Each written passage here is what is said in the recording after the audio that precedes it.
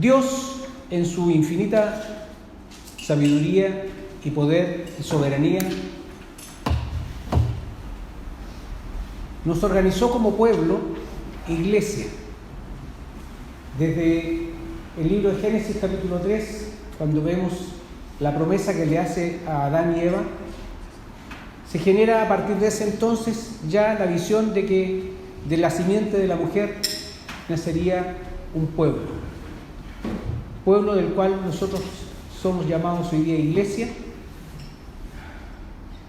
y que, de acuerdo a las definiciones que entregaban en el primer módulo el pastor, es la congregación de los escogidos por el Señor. Este pueblo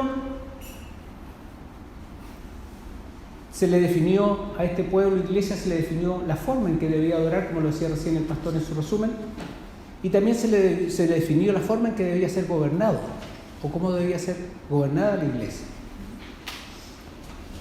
Las iglesias reformadas no pretenden, dice el resumen, la introducción, no pretenden que su sistema de gobierno eclesiástico esté determinado en cada detalle por la palabra de Dios, pero afirman que sus principios fundamentales se derivan de la Biblia en forma directa. No pretenden un jus divino, vale decir que esto sea una revelación divina, para los detalles, sino más que para los principios fundamentales y generales del sistema.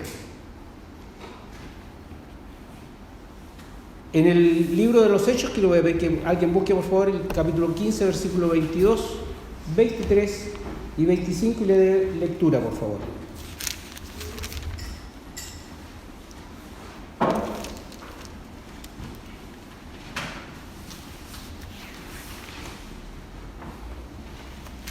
Que lo tenga, por favor, le da lectura. 15, 22, 23 y 25. El 24 se lo salta. 15. ¿Sí? Lean.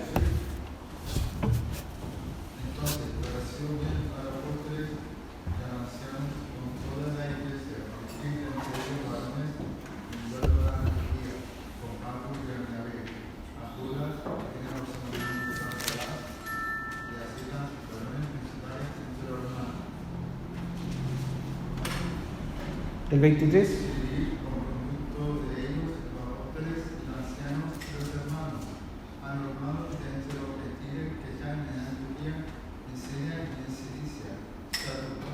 ¿25? Nos ha parecido bien, habiendo llegado a un acuerdo, elegir varones y enviarlos a vosotros con nuestros amados Bernabé y Pablo.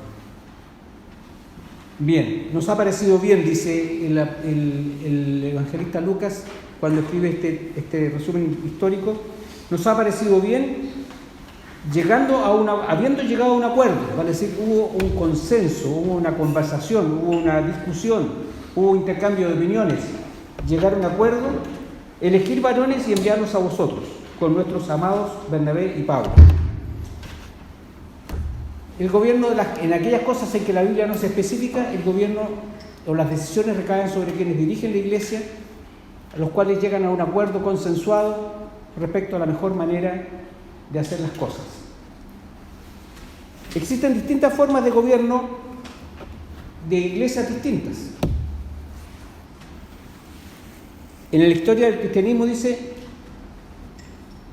han habido y existen aún distintas formas de gobernarse. Tenemos el caso de los cuáqueros y de los darbistas. No encontré quiénes eran los darbistas, no sé si son los mismos cuáqueros, pastor. Pero Los darbistas eran la teología de Darby, valga la redundancia. Sí. Que eran, por ejemplo, los hermanos libres. Los hermanos libres. Sí, como los que se reunían como hermanos, pero ellos decían no tener denominación. Ya. Entonces, para, por ejemplo, predicar, se levantaba uno X de la congregación, hablaba del evangelio, lo que él entendía, se sentaba, se paraba otro, empezaba a predicar y un tercero. Perfecto. Solamente hasta 3, no más. Hasta 3, no más. Ya, y los sociedades de amigos, o también llamados como cuáqueros, es un grupo cristiano, dice, que surgió en Inglaterra a mediados del siglo XVII, que hace hincapié en la guía del Espíritu Santo, y que rechaza ritos externos y un ministerio ordenado. En el texto que ustedes tienen dice que, incluso dice, consideran hasta pecaminoso e innecesario que los oficios que existe una especie de liturgia, que existe una especie de orden, una forma de gobierno. Ellos, en toda su ordenación, en toda su forma de trabajo eclesiástico, actúan similares a los darwistas, sin un orden establecido, sin una forma de gobierno, de estructura gobernante que los dirija. Luego está el sistema erastiano, que fue también dicen, lo definen como calvinista, que escribió 100 tesis y que en su resumen dice que la Iglesia está supeditada a la administración del Estado. Vale decir, incluso si alguien de la Iglesia comete faltas, debe ser sancionado civilmente por el Estado, no por la Iglesia. De tal modo que la injerencia del Estado dentro de la Iglesia es profunda, no es tangente, sino que está dentro de la Iglesia.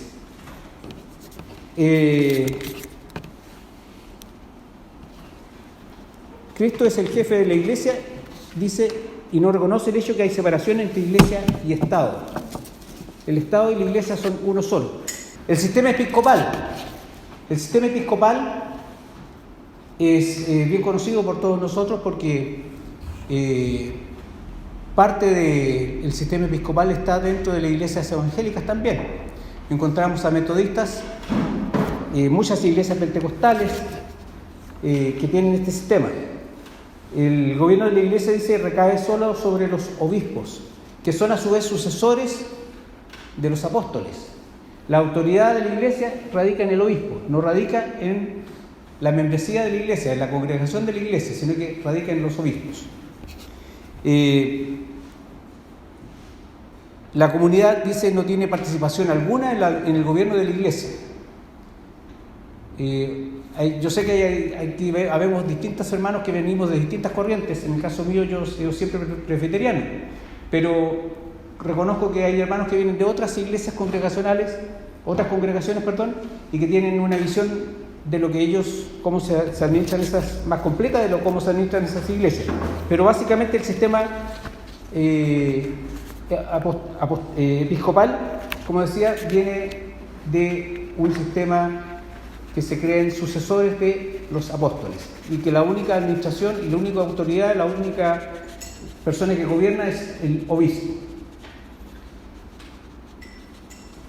Luego está el sistema católico apostólico romano, que es un sistema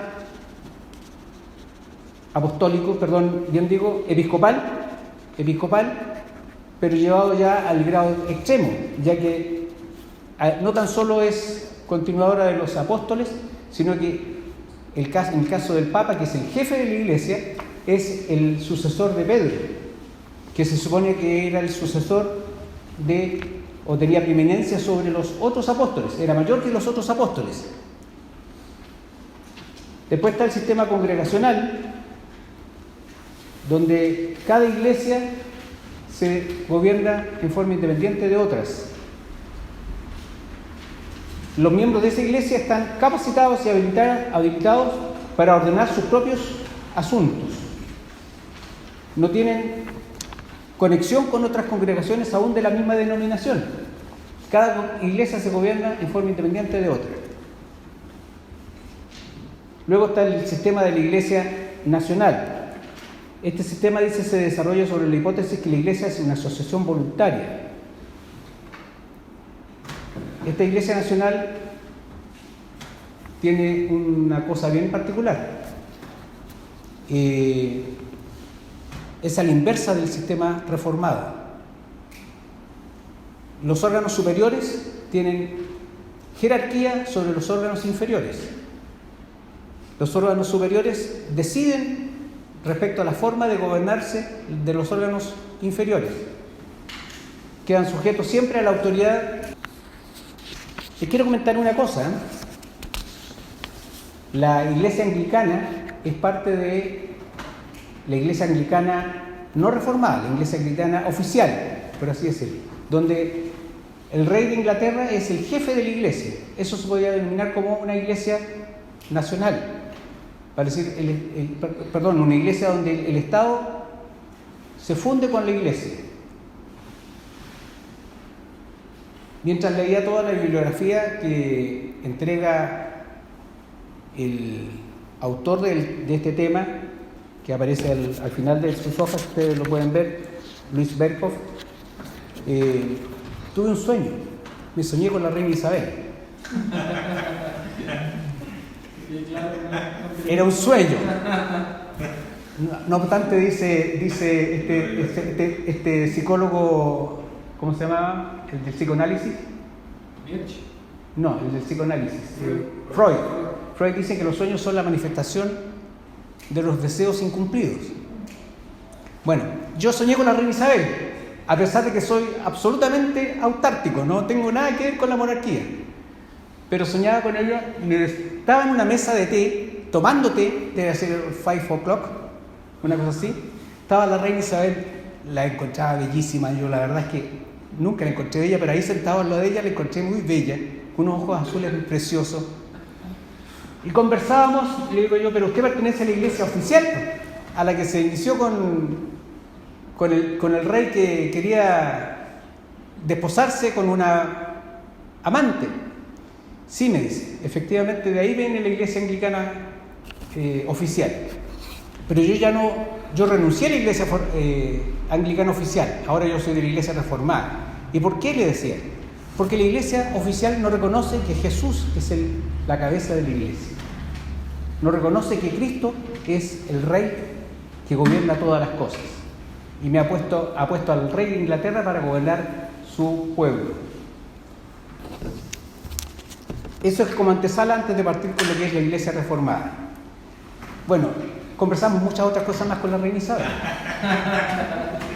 Entre otras cosas yo le decía que la encontraba muy bella, con todo respeto a su majestad, pero tengo que decirle que es usted muy bella. Me decía ella, limítese a tomar su tecito.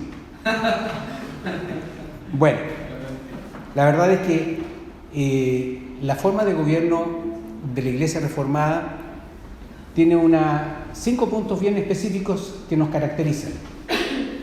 La primera es que Cristo define que Cristo es la cabeza de la iglesia. La iglesia de Roma considera de mayor importancia sostener que la jefatura del Papa sobre la iglesia. La iglesia católica apostólica romana insiste en que el Papa es la cabeza y jefe de la iglesia.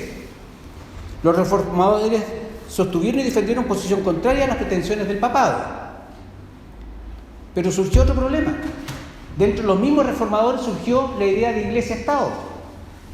Por lo tanto, los reformadores no tan solo tuvieron que dar la lucha en el sentido de la iglesia contra el papado, o desconocer la autoridad del papado sobre la iglesia, sino que también desconocer la autoridad del Estado sobre la iglesia.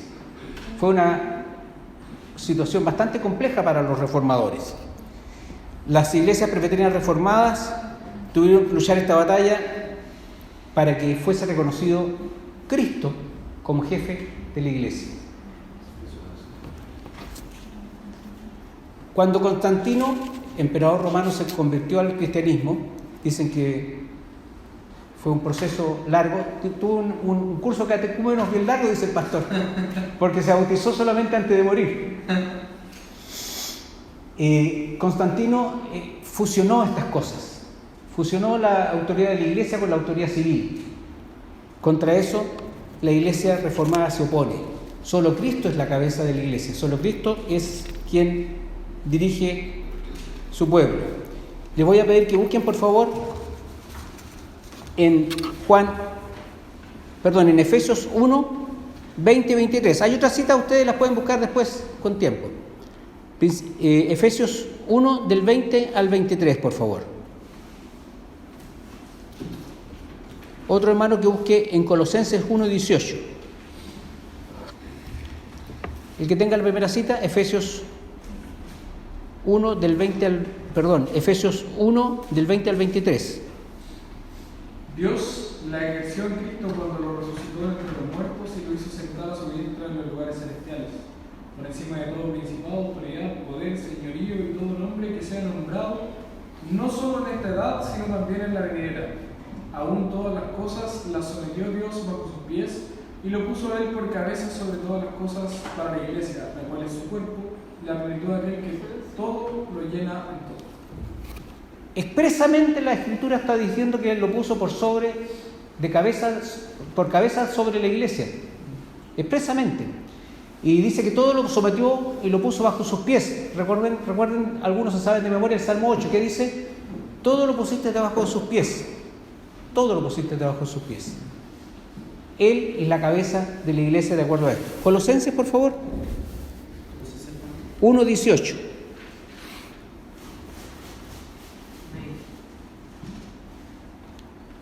¿Usted lo tiene? Ahí está.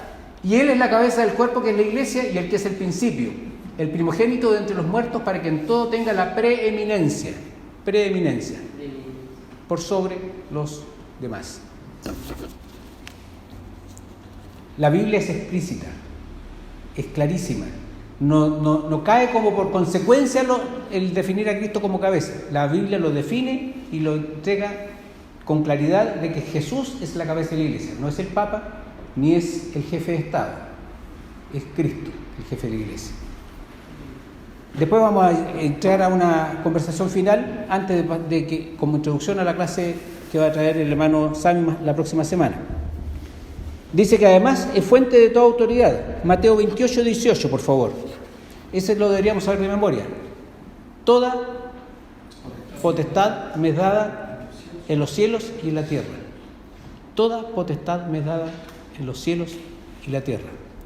Por lo tanto, toda la autoridad no tan solo es cabeza de la iglesia, sino que tiene autoridad para gobernar, autoridad para dirigir.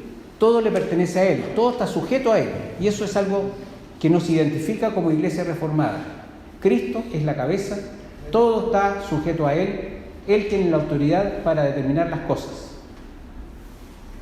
Insisto, no es el Papa, no es el jefe de Estado, no es el tipo de gobierno, no es ninguna autoridad humana excepto Cristo. Cristo ejerce su autoridad, el segundo punto, Cristo ejerce su autoridad por medio de la palabra. Esto es importantísimo. Salmo 66:7, por favor, si alguien lo puede buscar.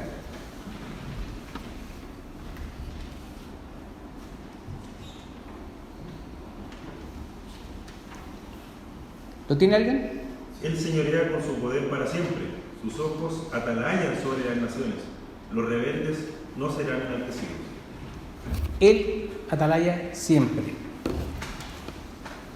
Y ahora en el Salmo 103:19, por favor.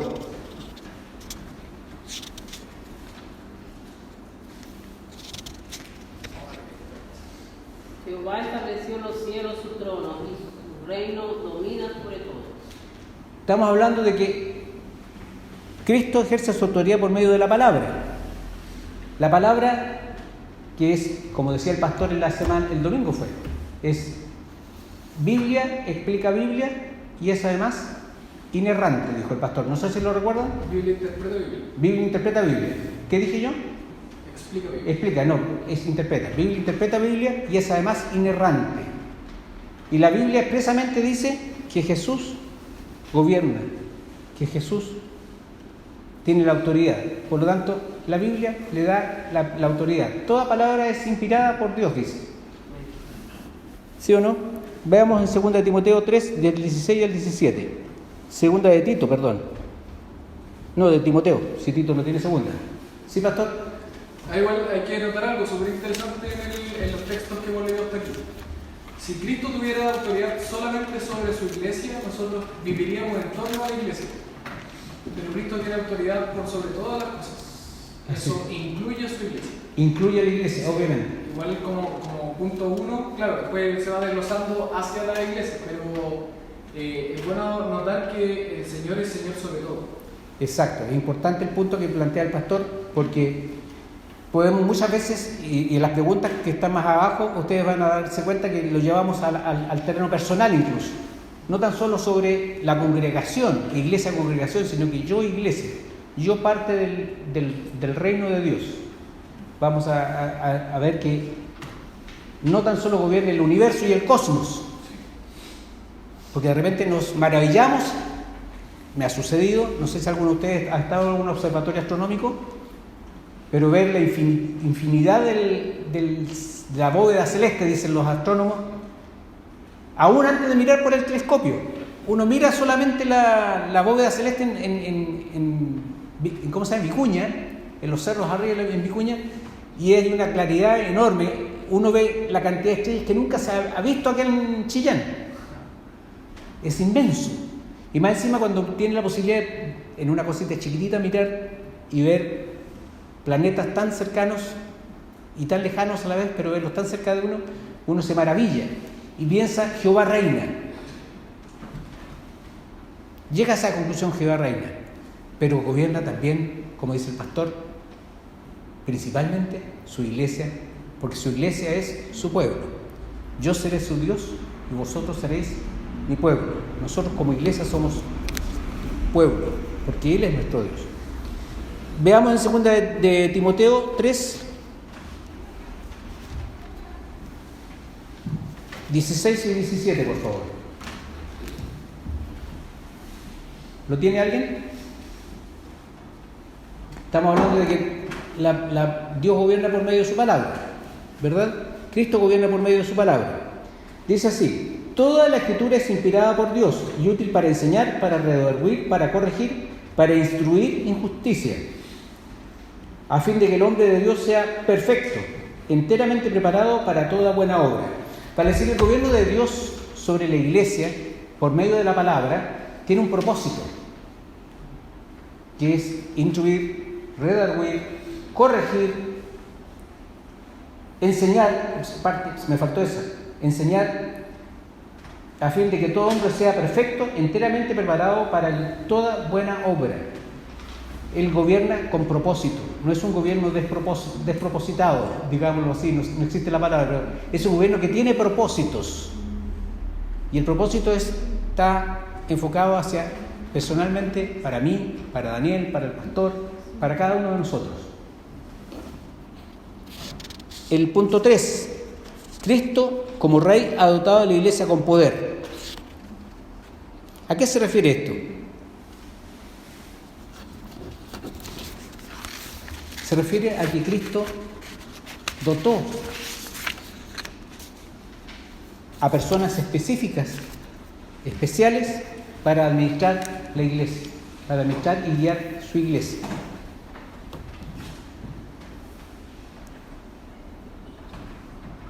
¿A quién nos dotó con estos dones especiales? A todos nos dotó de dones, pero ¿a quiénes dotó los dones especiales? A los oficiales de la iglesia. Dios, en su infinita gracia, misericordia y sabiduría, elige a algunos para que gobiernen, para que algunos, dotados de un poder especial, puedan dirigir y gobernar la iglesia, su iglesia.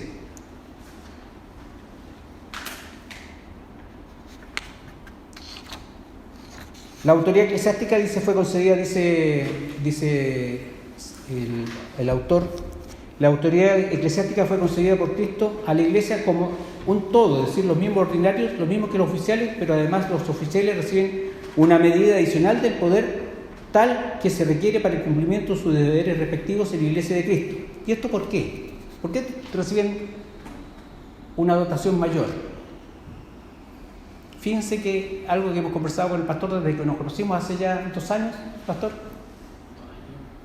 cuando conversábamos en esa oportunidad en un café allá en el centro, y le decía yo, pastor, a usted le van a pasar la cuenta por mi vida.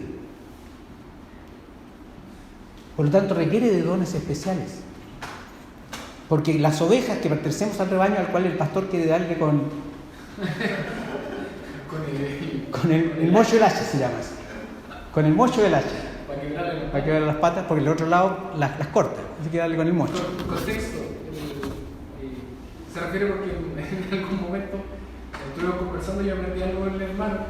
Los pastores antiguamente lo que hacían era quebrarle las patas a la oveja más desordenada para mantenerla cerca, y así la oveja aprendía del pastor cercanamente. Cuando ya estaba mejor, no se apartaba del pastor. Y además ayudaba a ir a buscar a aquellas que se perdían o se arrancaban como lo hacía ella antes. Tu vara y tu callado me infundirán aliento. Es importante que entendamos esto, porque muchas veces, y me incluyo, para que no piensen que estoy hablando de otros, me incluyo, hemos dicho, ¿cómo esta persona puede ser anciano? Y emitimos un juicio valórico respecto de su vida, de acuerdo a nuestra apreciación personal. Pero dice que el Señor gobierna. Se me perdieron las hojas aquí, pastor, ¿ves? Traje muchas hojas para poner encima. Acá está. Que Cristo ha dotado a la iglesia con poder, dice, por medio de los oficiales. A los oficiales les da poder para gobernar. A ellos en particular, no a mí, al oficial. Somos distintos. No significa que uno tenga más dignidad que otro, pero sí significa que tenemos roles distintos. Roles distintos. Cristo proveyó el ejercicio de este poder sea a través de órganos representativos. Los órganos representativos significa lo siguiente. Nuestra iglesia, la iglesia, aquí me preguntaba el hermano Sami si había traído pulmones. Nuestra iglesia elige presbíteros y diáconos. Los presbíteros tienen una particularidad, que existen el pastor y los ancianos, pero todos son pastores. Todos son pastores. Y los diáconos son parte del oficialato de la iglesia, que tienen la misión de servicio, de la atención a las viudas, como dice cuando en el libro de Hechos encontramos cuando fueron elegidos los diáconos, ¿no es cierto?, con el propósito de servir a las mesas, atender a las viudas y a los necesitados, dice.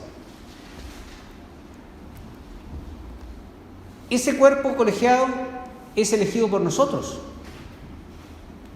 teóricamente, entre comillas, son elegidos por nosotros. Previo a eso existe el llamado privado y personal del Señor para el ejercicio de ese oficio. Si bien es cierto, nosotros hacemos una labor de elegirlos y de votar, proponerlos, elegirlos y votar por cada uno de ellos, pero quien en definitiva ha elegido al presbítero, al diácono, al pastor, es el Señor, y ha puesto en nuestros corazones también el votar por ellos. Por eso es que es contradictorio que nosotros después digamos, ¿y cómo fulano de tal puede ser anciano de la iglesia? ¿Cómo esta persona puede ser diácono de la iglesia? Porque el Señor, por medio de su obra interna en cada uno de nosotros, ha permitido que eso así se desarrolle. El poder de la iglesia se reside principalmente en el cuerpo gobernante. Esto es importante. ¿Cuál es el cuerpo gobernante de la iglesia? Según ustedes, ¿cuál sería, en el caso de la Iglesia Presbiteriana de Chile, cuál sería el cuerpo gobernante? El consistorio. ¿Y qué pasa con el presbiterio y el sínodo? Y la asamblea general, que no existe aquí en Chile.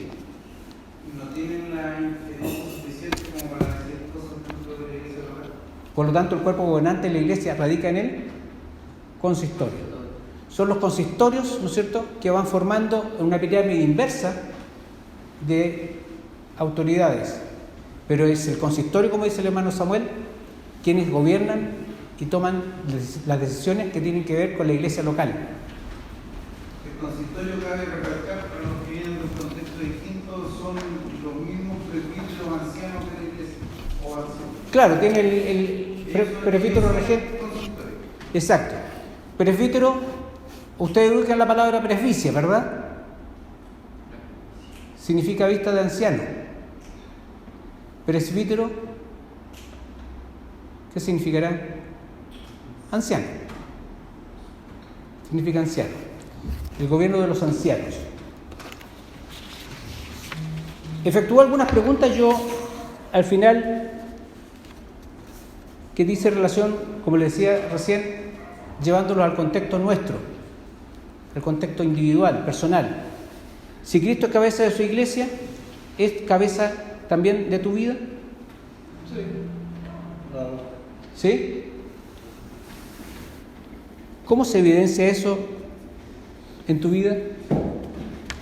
En las decisiones, en los pensamientos, en las acciones. Las acciones, en cómo nos conducimos, ¿verdad? ¿Cómo nos conducimos? Fíjense que una de las características de la Iglesia Evangélica Reformada es que la Biblia es la única fuente de fe, la única norma de fe y conducta. A diferencia de la Iglesia Romana, que tiene el Papa, que le incluyen la tradición y el magisterio. Acá solamente es la Biblia.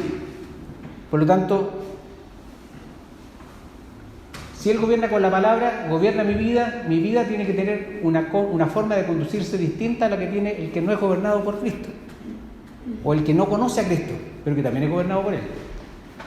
Darío, el rey Darío, no era parte del pueblo de Dios, pero fue usado por Dios para liberar a su pueblo. O sea, Dios no gobierna solamente la iglesia, así como no tan solo gobierna el orbe, gobierna su iglesia, no tan solo gobierna la iglesia, también gobierna las otras personas y las otras conductas de los otros pueblos a fin de beneficiar a su iglesia. Y aquí viene lo importante, que es lo que vamos a ver con el hermano Samuel seguramente la próxima semana. ¿Sientes en tu intimidad el llamado del Señor Jesús para participar activamente en el gobierno de la iglesia local? Hemos estado conversando con los hombres en reiteradas oportunidades. A algunos no les gusta mucho. Me reclaman que por qué insistimos en eso. Pero la verdad es que, ¿sí o no, Sammy? Pero la verdad es que es una preocupación, porque si esta congregación va a ser iglesia, tiene que tener ancianos y tiene que tener diáconos. Y hablo de ancianos, no ancianas. Hablo de diáconos y no diaconisas. Si no, una iglesia que no tiene capacidad de generar diáconos y ancianos, en mi opinión, no puede ser iglesia. Tiene que seguir siendo congregación. Por lo tanto, es importante que ustedes, los varones que están presentes, que son casi todos, excepto la hermana Perito, y la hermana, dije su nombre, me cuesta decirla, Eida. Los demás son todos potenciales elegidos por el Señor.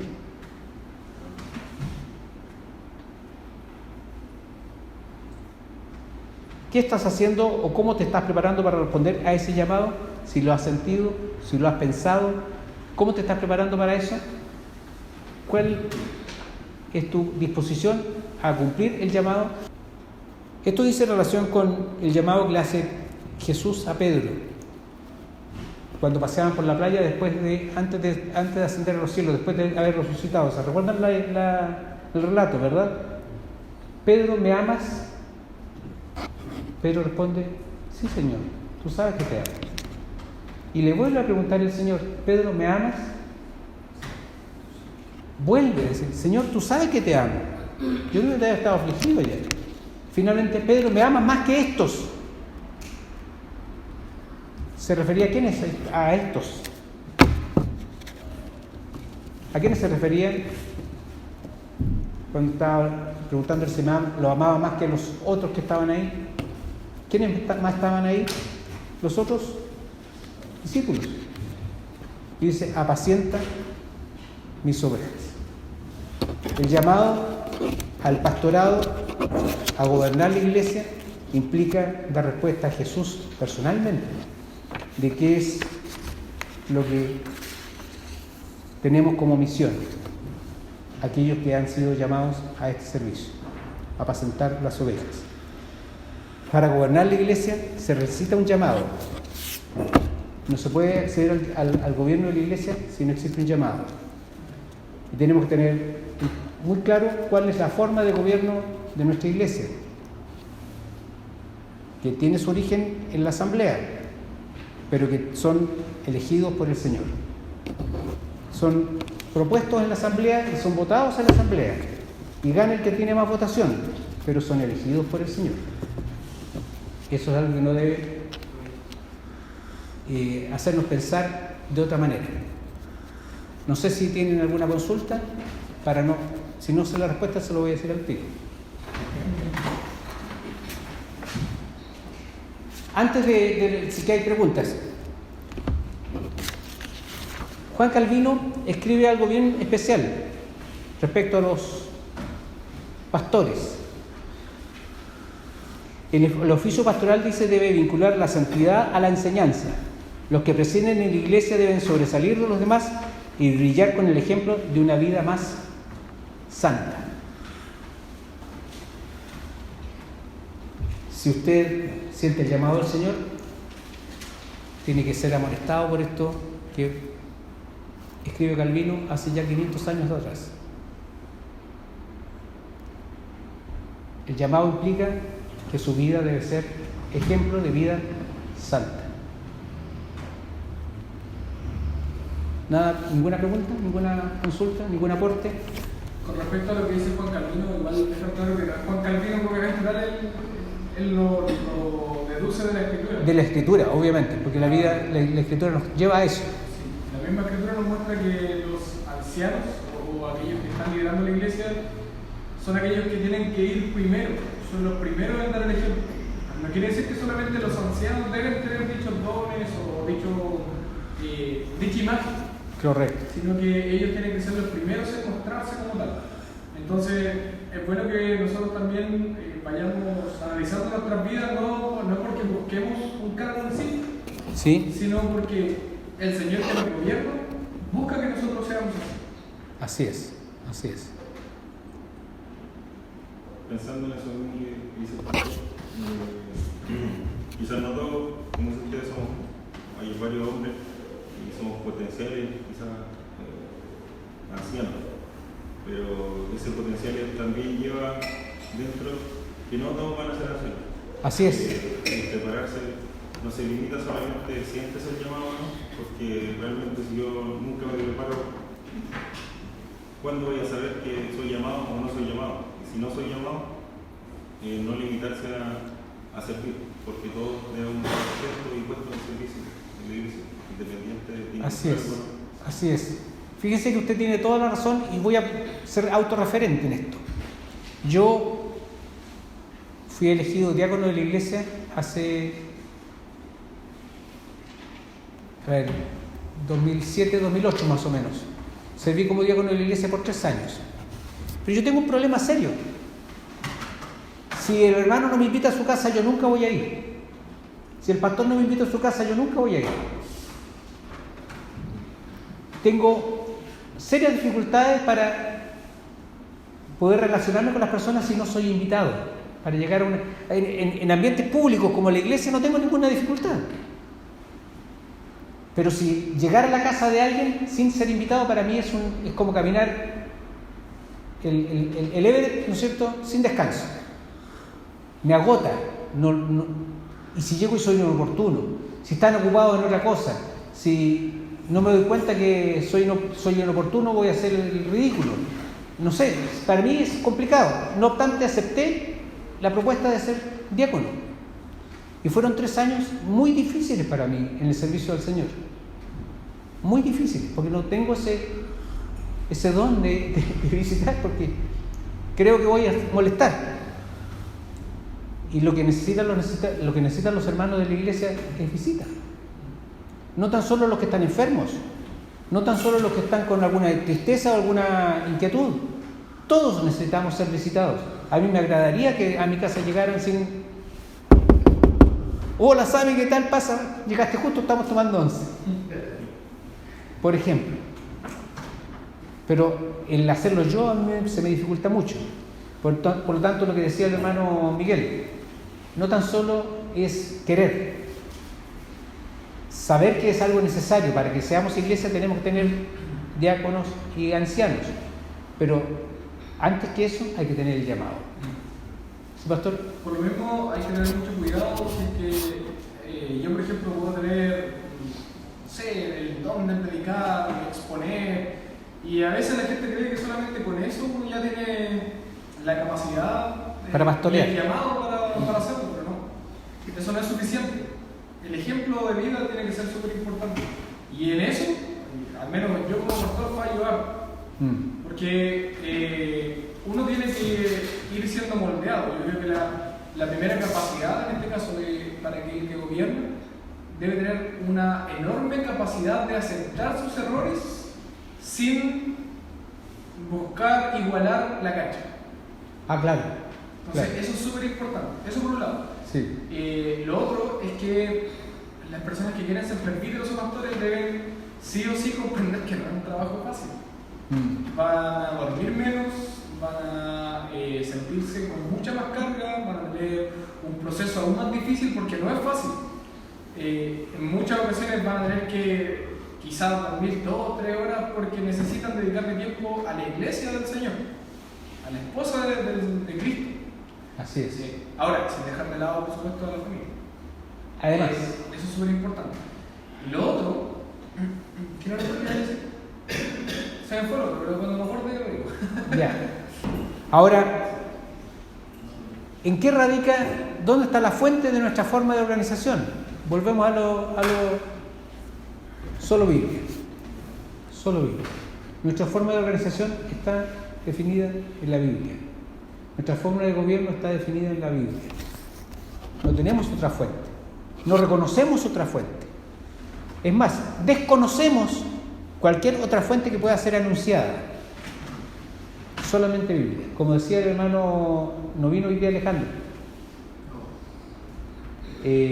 Cuando preguntaba si se cerró el canon, no hay más inspiración. No hay más inspiración.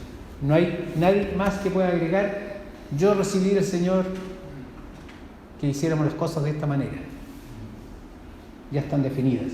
Y como decíamos al principio, la iglesia presbiteriana reformada, presbiteriana, mejor dicho, reconoce que todas sus líneas generales, las gruesas, las relevantes, están fundadas en la iglesia, o sea, en la palabra, en la Biblia. Ahora, hay cosas domésticas, digámoslo así, que de forma que son definidas por la administración, por quienes gobiernan, pero también esas tienen la necesidad de ser sometidas al escrutinio de la palabra. Como decía el evangelista Lucas en el libro de los Hechos, y leemos al inicio, nos ha parecido bien. Esas son poquitas palabras, pero que entregan un mensaje claro respecto a aquellas cosas domésticas y de sentido común que deben ser administradas en la iglesia. Pastor, ¿terminamos entonces? Bien, vamos a... Mi preocupación principal, hermanos, es por cada uno de ustedes.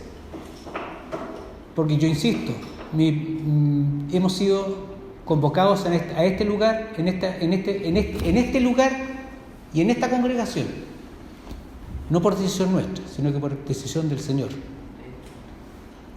Y hemos sido convocados con un propósito. Creemos que el propósito es que esta congregación se transforme en iglesia. Derivemos allá. Y necesitamos corazones obedientes a la palabra, al llamado del Señor. Por lo tanto, vuelvo a decir, mi vocación es fundamentalmente por ustedes, porque yo ya soy viejo y estoy enfermo más encima. Por lo tanto, hay cosas que me limitan mucho. Pero quienes tienen la fortaleza para correr, para caminar rápido, para hacer las fuerzas necesarias, son ustedes los más jóvenes. Y el Señor va a llamarlos en su momento a su corazón. No sean desobedientes a ese llamado.